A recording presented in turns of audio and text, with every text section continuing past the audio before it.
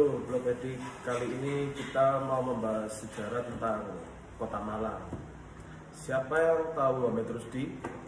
Hamid Rusdi itu dijadikan nama terminal, nama jalan, hingga monumennya di Jalan Simpang Balapan. Siapa yang tidak tahu? Nah, nama-nama tadi itu ada di Kota Malang.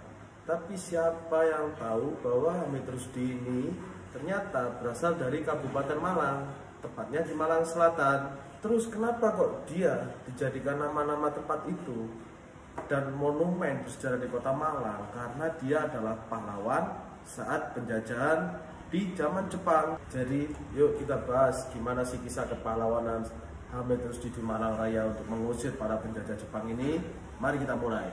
Jadi teman-teman, Hamid Rusdi ini ternyata adalah orang yang terlahir di keluarga yang kaya raya atau mapan lah setidaknya. Dia lahir tahun 1911 dan dia adalah pemuda Salpaga. Orang tuanya itu adalah tuan tanah, teman-teman. Terus dari mana sih dia mendapatkan jiwa patriotismenya itu hingga mengalahkan Jepang? Jiwa patriotismenya, cinta negara Indonesia itu dia dapat sejak dia remaja. Dia saat remaja itu mengikuti beberapa organisasi seperti Pandu Ansor dan sempat dia bekerja sebagai supir di Lapas Malang loh. Ada yang tahu nggak? Menjadi supir di Lapas Malang itu, kalian tahu nggak bahwa Hamid Rusdi ini itu dilatih loh sama tentara Jepang. Sempat dia dilatih sama tentara Jepang, dilatih fisik, dilatih skill dan lain-lain oleh tentara Jepang. Sejak kapan dia dilatih oleh Jepang?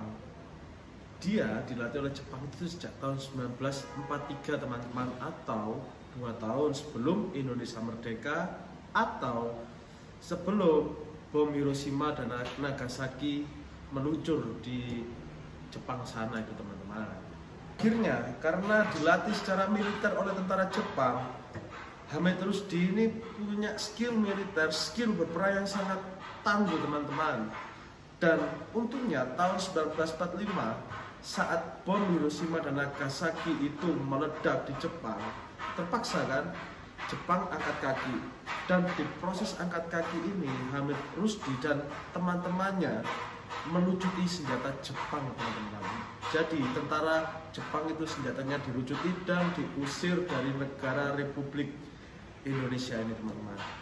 Atas jasanya mengusir Jepang dari Malang ini teman-teman, Hamid Rusdi, mantan sopir lapas yang sempat dari Jepang ini, diangkat sebagai TNI oleh pemerintah Indonesia teman-teman. Dan jabatan terakhirnya adalah Letkol Kolonel. Namun teman-teman, pada tahun 1948 saat keuangan Indonesia menurun dan negara sedang bergejolak, akhirnya ada efisiensi teman-teman. Dan Hamid Rusdi pangkatnya dari Letkol Kolonel diturunkan menjadi mayor teman-teman di sini. Meskipun pangkatnya diturunkan teman-teman, ini yang perlu dipelajari. Hamid Rusdi tidak menyerah dan tidak patah semangat untuk membela negara Indonesia. Hal itu terbukti saat agresi militer Belanda ke Indonesia ini. Dia ikut berperang teman-teman. Dan saat perang pada agresi militer Belanda kedua itu teman-teman, Hamid Rusdi bahkan memimpin sebuah komunitas atau kelompok bernama Gerakan Rakyat Kota untuk mengusir Belanda dari Kota Malang, Indonesia ini teman-teman. Uniknya, saat berkomunikasi dengan para rekan-rekannya itu, Hamid Rusdi ini juga memunculkan bahasa khas Malangan loh teman-teman. Apa itu? Bahasa Walikan, atau bahasa yang dibalik yang saat ini populer di kalangan anak-anak muda. Jadi waktu itu komunikasinya agar Belanda tidak tahu bagaimana strategi atau penyerangan ke Belanda dari arek-arek Malang itu, Hamid Rusdi menggunakan bahasa Walian teman-teman, dan itu populer waktu itu untuk menyerang Belanda.